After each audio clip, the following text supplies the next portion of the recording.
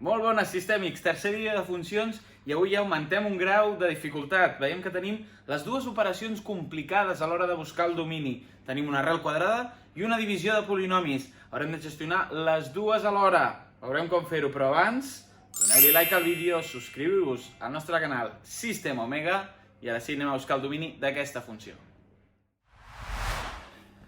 Molt bé, anem a trobar el domini d'aquesta funció i recordeu que quan busquem dominis hem de tenir molt present les dues operacions que em donen problemes. Jo no sé dividir entre 0 i no sé fer l'arrel d'un número negatiu.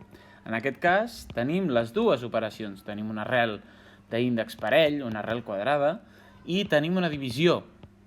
Per tant, anirem a pams. Primer el que farem serà resoldre o trobar els valors problemàtics per la divisió i després per l'arrel. Per tant, primer de tot m'agafo el denominador, aquest x quadrat menys 8x més 12, i l'igualo a 0 per buscar els valors de x que me l'anul·laran i aquests són els problemàtics. L'equació de segon grau, vaig ja directament a les solucions i em dona x igual a 6 i x igual a 2. Per tant, aquests valors no els podré posar mai a la meva funció i els hem de tenir presents durant tot l'anàlisi de la funció. Ara estem de moment només buscant el domini, però són valors que passen coses molt interessants al seu voltant i per tant sempre els hem de tenir presents. Bé, de moment anem a descartar-los.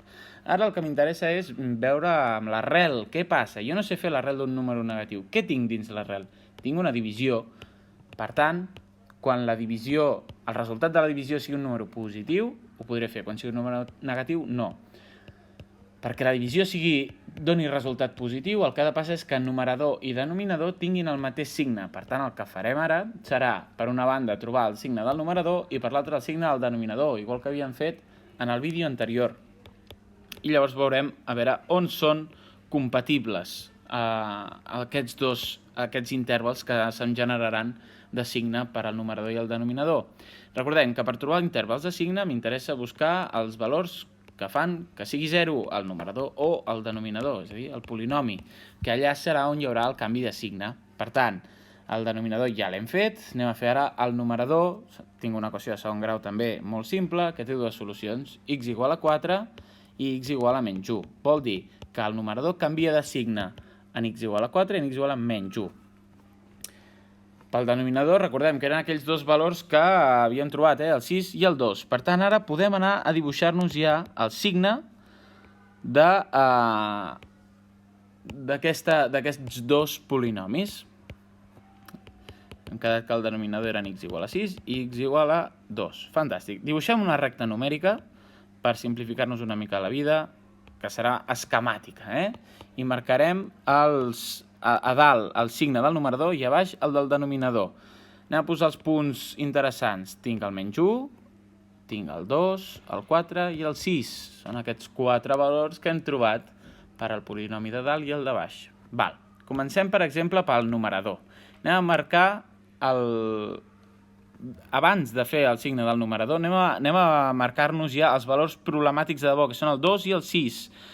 Ja hem quedat que són problemàtics perquè m'anul·len el denominador. Per tant, no està de més que els marquem per tenir-los, com dèiem, sempre molt presents.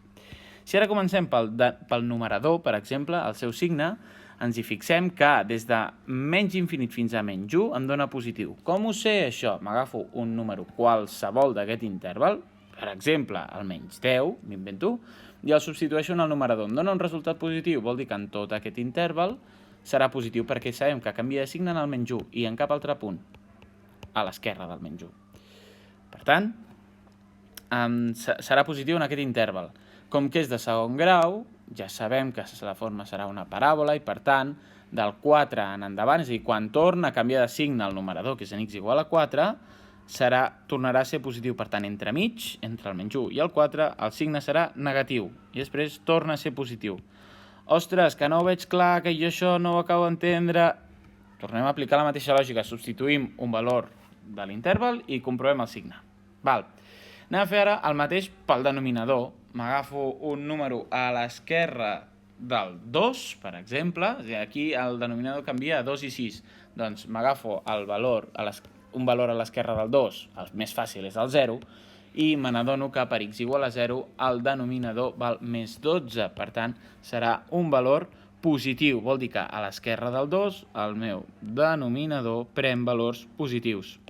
Com que torna a ser de segon grau, entre el 2 i el 6 serà negatiu i a partir del 6 en endavant tornarà a ser positiu. Tornem, si no ho veiem clar, ens agafem un valor qualsevol i ho comprovem. Ara m'interessa, doncs, veure en quin interval el numerador i denominador tenen el mateix signe. Fixem-nos, des del menys infinit fins al menys 1, tots dos són positius, per tant, tot aquest tros m'interessa. Després, canviem de signe i ja no m'interessa. A partir de quan tornen a tenir el mateix? Fixeu-vos, des del 2 fins al 4. Seran els dos negatius, però que els dos siguin negatius no és un problema, perquè negatiu i negatiu em donarà positiu.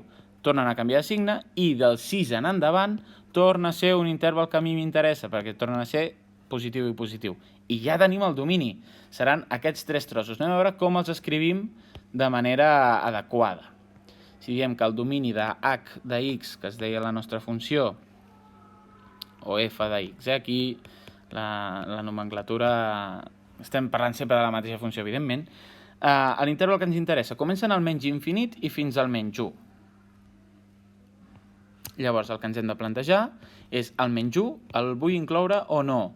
El menys 1 no m'anul·lava el denominador, no era el 2 i el 6, no era un número problemàtic, per tant l'incloc. Següent interval, del 2 al 4, i em torno a plantejar el 2 i el 4, els vull incloure o els vull no incloure? El 2 em dona problemes perquè fa que el denominador sigui 0, per tant aquest no l'incloc i posaré un parèntesi normal. En canvi, el 4 no m'anul·la el denominador i per tant el voldré incloure. I per últim ja, del 6 fins al més infinit, em torno a plantejar el mateix. El 6 el puc incloure o no? I la resposta és, evidentment que no, perquè, pel mateix motiu que el 2, m'anul·la el denominador i, per tant, el deixaré directament amb el parèntesi i ja fins a més infinit. I aquest és el domini de la nostra funció. Molt bé, sistèmics, ja hem vist com resolem el domini d'aquesta funció. Recordem, recapitulem, tinc divisió de polinomis. Dins d'una arrel m'interessa que tinguin el mateix signe numerador i denominador perquè a l'hora de dividir-nos em doni positiu i pugui calcular l'arrel. A més, el denominador, els valors que em fan que sigui 0, els hauré de treure perquè tinc també una divisió. Per tant, m'interessa buscar intervals de signe del numerador i del denominador. En el vídeo anterior ja vam veure com fer-ho. Ho fem dues vegades pel numerador i el denominador i em queda d'aquesta manera. M'interessen els intervals on el signe sigui igual. Per tant, em quedaré amb aquest tros d'aquí, aquest tros d'aquí, aquest tros d'aquí. Se'm generen aquests intervals. Quins extrems, quins valors de canvi d'interval m'interessa incloure i quins no? Fixeu-vos, el 2 i el 6 no els incloc perquè em fan 0 el denominador i els he de treure.